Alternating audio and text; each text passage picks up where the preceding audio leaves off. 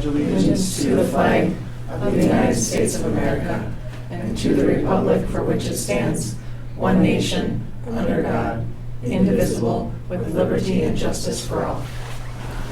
Okay. Is there a motion to approve the agenda? Motion to approve. Second. Okay, a motion by Lynn, second by Shannon. All those in favor? Aye. Aye. Opposed? Okay, agenda is approved. We have the Celebration of Excellence Award. I think we're going to go get the group. I'll stand you outside. Okay. Sorry.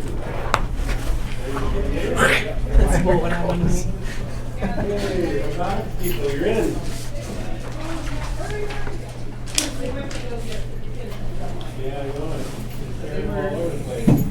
Yeah, they're all over today. So, okay, why don't we want to do middle school or high school first? Because there's there would be almost 50, Okay. but there's not. There's only like 20 here. Okay. Sure. What would we you can, like? Whatever, we can do them all. Who's all here first? Whatever Okay. works best. How about A and B team over there? Yeah, A and B team this way. What? Door's going A and B team there, and then you represent. Brooke, get up front. Nobody can see you. Brooke. Brooke. You can sit right here. Brooke, go that way. Alex, Someone with that a shirt way. stand in front. You. Get a shirt on. We all have shirts on, bro. I disagree. Yes, Brooke. So it's my pleasure to have the Rocori Events Robotics team, and I think we had a drone team too. Mm-hmm. So we had a pretty successful season, I would say. Was it five teams that qualified for state, and then the drone team too? Yes. So is that the most that we've ever had? I think we've had either 6 or 7 one time. Okay, so it's Seven. right up there. So tremendous job. That's super exciting. And tell me a little bit about state and how that went and what you guys did. So whoever Okay. wants to try So- to lead up the state. Yeah, hey, public speaking now. So for state, it just went normally how it went normally how it goes. You have 7 or 8 matches before you get 7 or 8 matches for qualification before you get to be either selected or you become a captain for elimination rounds. But this year, instead of going and signing in for judges like you normally do, the judges came around, so you had to be ready at all times for a judge to be coming around and looking at you. Okay. And you had to have the questions lined up, ready. Everybody had to know everything a lot earlier, so there was no time to rehearse, because they could show up right away before your first match or after your last match, which is what happened to us. Okay. And just because they show up last doesn't mean that you're out of any award, since we won the Innovate Award. Oh, you did. So, wow, that's awesome. So is there any other recognitions or the Innovation Award? That B was- team got to the semifinals. BT got it to the semifinals, okay. And how many teams make it to the semifinals there? Six. Wasn't it 8? 8 groups of 2. Oh, 8 Eight teams, groups. but 16. Okay, so 8 teams. So, way to go, B team, that's very exciting. Is that the furthest that We we, were the furthest team that got. this year? Yep. Yeah, okay.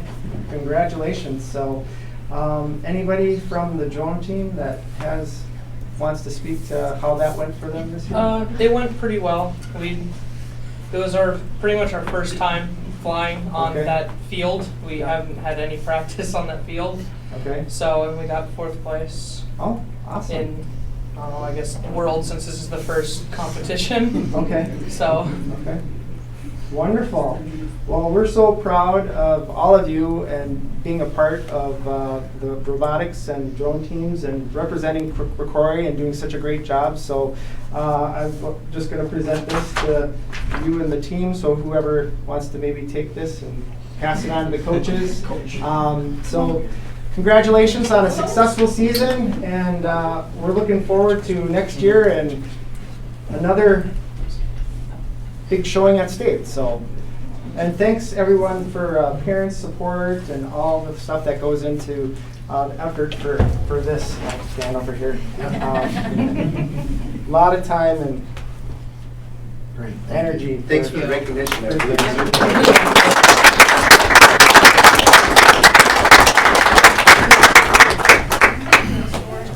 Thank you for coming, everybody. You're welcome to Thanks for having us. Yeah, you're welcome to stay. Okay. Let's see.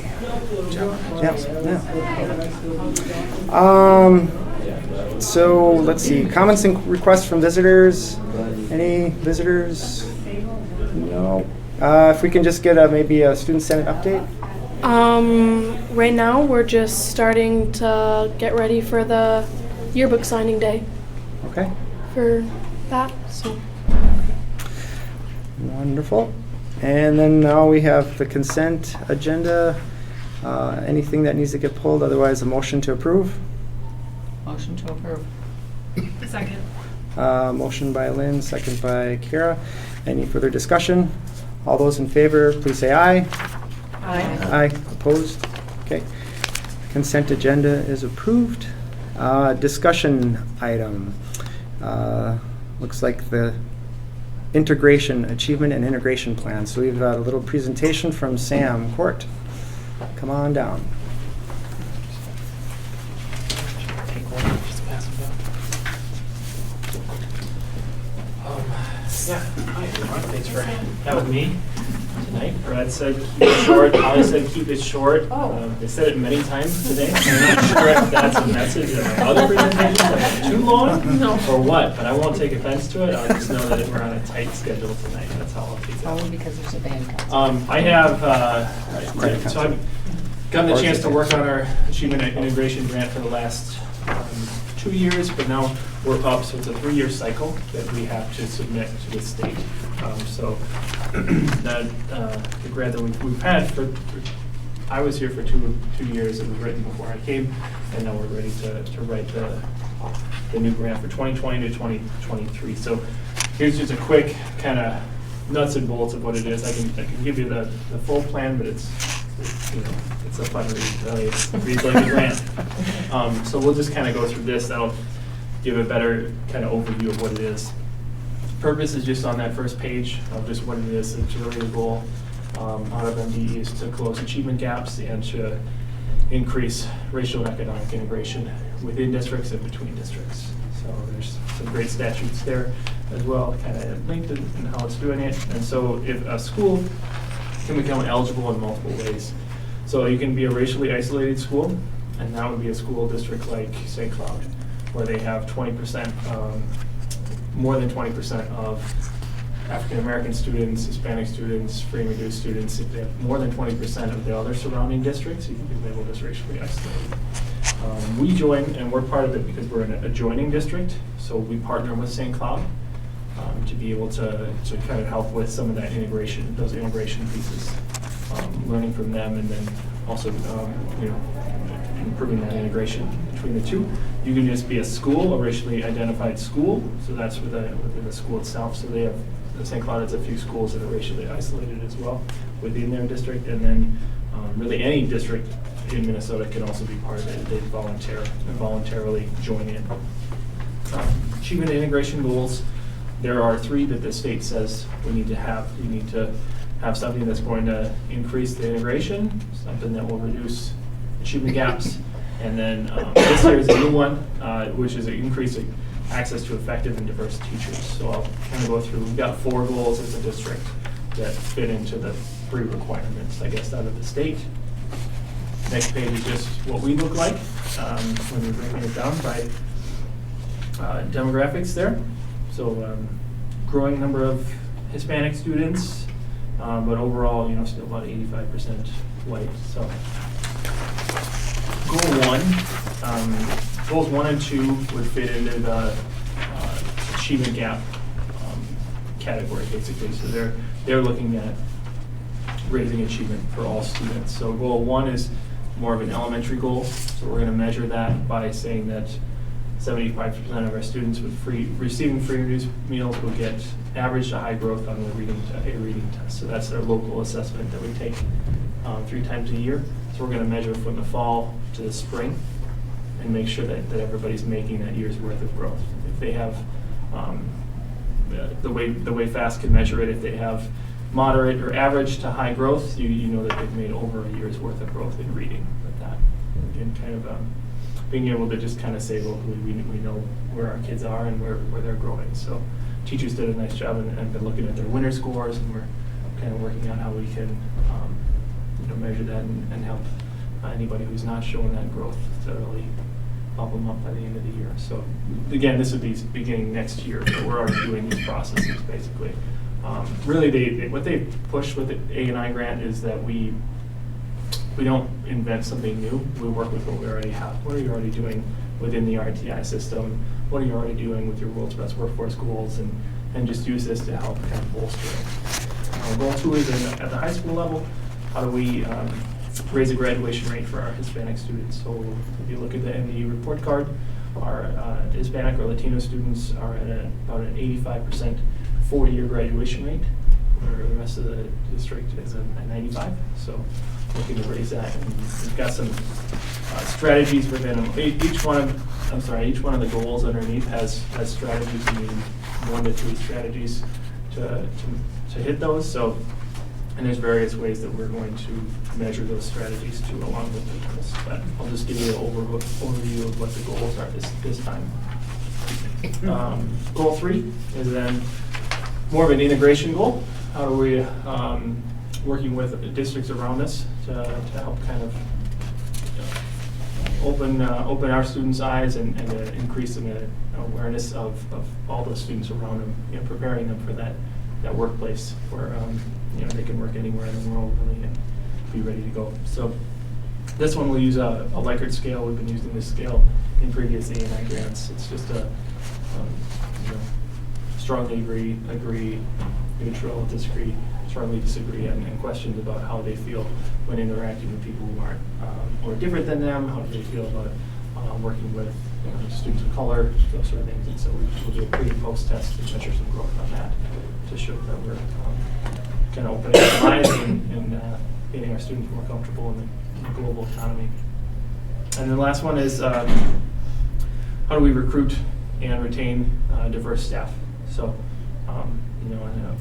you look at our report card on MBE, we've got a pretty white staff, strong, largely female staff. So what can we do though with the staff that we have is what we're going to look at. What do we do with the staff that we have to be able to just make sure that we are still using and sharpening those equity lenses, similar to what we kind of talked about back in the fall with the equity literacy work. So our goal then as a district would be to use some of the money within A&I that you receive. You can use up to 20% of it for professional development.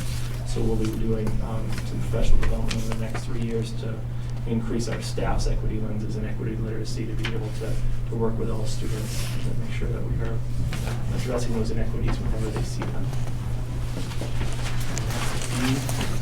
Fast, quick overview of A&I. Any questions? Since we don't have a lot of educators that are of other races or minority groups, is that going to be taken into effect as we hire? I know it's not part of the goal, but is that something that we're trying to be aware of? Yeah, we're definitely always looking to hire, the best candidate, and then when all things come down to it, if you've got 2 candidates that are pretty similar, then you want to weigh, are there ways that candidate or each candidate could relate and identify with different students in our schools? And I think that's always a strength and benefit that we look for. The admin team's also looked at what are some questions that we can add to our interviews so that we are, for all staff that we hire, so we can kind of identify where they are as far as looking at students from a deficit lens or from, a strengths-based lens. Are they seeing those, asking the question, why do students of poverty not do as well as students who come from wealth, and seeing where those answers come from. So we're doing what we can, but I think we've got some good relationships with St. Cloud State and with the surrounding colleges too, to be able to try to recruit some staff as well. It's a good question. Thanks, Okay. Lynn. Anything else? All right. Thanks, Sam. Thank you, Sam. Appreciate it. Okay. Item A on the action items is the academic calendar for 2021 school year. Yeah, so before you see action, or the option 4, that's been through the ringer, and I'm recommending approval for that. You see a copy of 21-22 as a proposed calendar, so it looks very similar to the 2021. That's just for information, so people can start thinking about what the calendar would be like for the following year, because we have basically a same timeline with the late start. So just having it out there so people know what they can expect. You can always approve that at a different time. It's just for informational. The action tonight is for option 4, which we get calls daily on when are we going to start school next year. So we need to get this done and out there. I just want to say thank you to you and the team for putting together the task force to collect information from parents, staff, and it's not like we still have a general strategy for the calendar, but I think having stakeholder input is really great. So I appreciate the work that you put into that, because I know it was a lot of work. So I move to approve the Rocori school calendar for 2020 to 2021, the option 4. Second. Motion by Kara, second by Sunny. Any further discussion? All those in favor, please say aye. Aye. Opposed? Okay, the calendar for 2021 is approved. Okay, let's see. The next item under action is item B, high school parking lot update. So tonight you see again, taking in again the input that we got at the last time, having Brent here tonight if there's any other further questions, but just going back out and looking at all those options, and you see the set in front of you again that will be out for bid. So I think tonight would just be asking the board to approve the bids or the specs as noted tonight. Okay. Is there a motion to approve? Motion to approve. Motion by Lynn, Second. second by Kara to approve the specs for the new high school parking lot. Any further discussion? All those in favor, please say aye. Aye. Opposed? Okay, the motion carries for the parking lot option to be submitted for bids then. Okay, item C, dental insurance proposal. So in front of you is the dental insurance proposal. Again, it's a voluntary program for our employees to be a part of a dental insurance program that they currently do not have. This went through the insurance committee, and it's the insurance committee's recommendation as well. So I recommend that you approve this. Yeah, I think the question was that there was no minimum. There is no minimum number of enrollees, correct? So, was Make there a motion to approve. a motion by Sunny, Second. second by Shannon. Any further discussion? All those in favor, please say aye. Aye. Opposed? Okay, the Bean Dental 95th percentile plan is approved. Okay. Superintendent report. So it is my honor, it's my privilege to recognize the school board for the hard work they do. Last week was School Board Recognition Week. Of course, we did not have a board meeting last week, so we were able to get your faces out onto our website and to our social media platform. Again, you have a thankless job, but a very important job for our students in our district, and I appreciate the work that you do for our kids. And so just as a small token of our appreciation, we want to hand out a certificate to you, and I'll do that at this time. All right.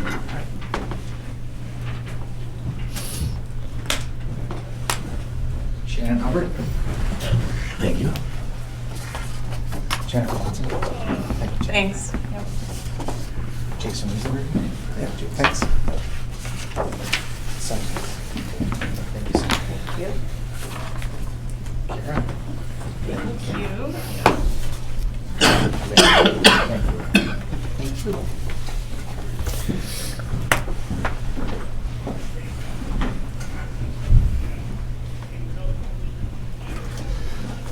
So again, thank you to school board members, and we appreciate all that you do. And that will be my report for tonight. Okay. And then we have the portfolios, and so I've just been working with Holly, with her being the new administrative assistant, trying to get this, so the format for this piece, and so we've gone back to sort of each individual portfolio. We still do have the committee one attached, if you see that. I don't know if you feel like that's a benefit to the community to have that in there, or if we should just have this single sheet. Doesn't cost anything to have extra sheets in. Yeah, doesn't matter. Okay. So then I think we'll just keep both of them in there, so then it's just more of a informational to the community or people who may have questions about when they meet and such. So, and then I think also we were sort of looking back, and it looks like the second meeting of the month is when we're going to try and do committee reports, because I think we did this last time. We did. Mm-hmm. So we're going to try and keep this piece to just the work session, just so we're not doing it each, if that's okay with everyone. So, okay. So then let's start with Jennifer and her committees. Technology committee did not meet, neither did meet and confer. I did have community education advisory meeting. And Stephanie is going to be going to some community, like neighboring communities, their advisory council meetings, just to kind of get some ideas on what other community education committees are doing and who's attending those meetings, like who are the participants. Ideas that we're generating are just more collaboration with users of our facilities, like the athletic organizations as well as the dance organizations, amongst many others, and just having them participate, or at least inviting them to participate in the advisory committee. So that was discussed. There were some numbers shared in terms of the registrations, which is quite positive for the Little Spartans and Kid Care for next academic year already. And then the summer Spartans spot registration is actually open today, so no numbers to report on that yet. And then just discuss the hiring process for the new community ed position, which we approved tonight. So that's all I have. Okay. Mine, the Stearns Family Collaborative meets on Wednesday, but otherwise my head up, not that. Okay. My committees that I report on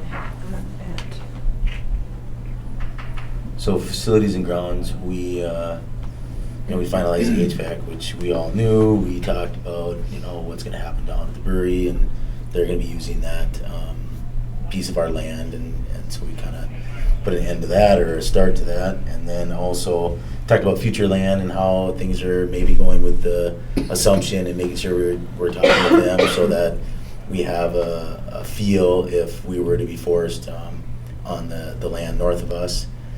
And then just talked about what we're going to do to start getting ready for moving forward with the feedback we got on improving our facilities.